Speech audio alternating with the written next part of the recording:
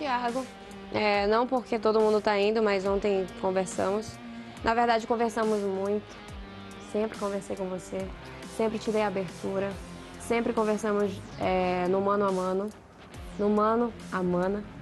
E eu esperava que você fosse, o mínimo, coerente com as suas ideias, valores e princípios, enfim, e de jogo.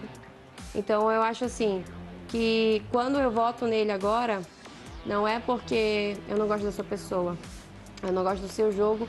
E Rassum, eu acho que quando ele fala, não compactei com o jogo de vocês, na verdade, Jackson também não compactou com muitos momentos do nosso jogo e ele evitou que votássemos em pessoas aqui e você em nenhum momento fez como Jackson.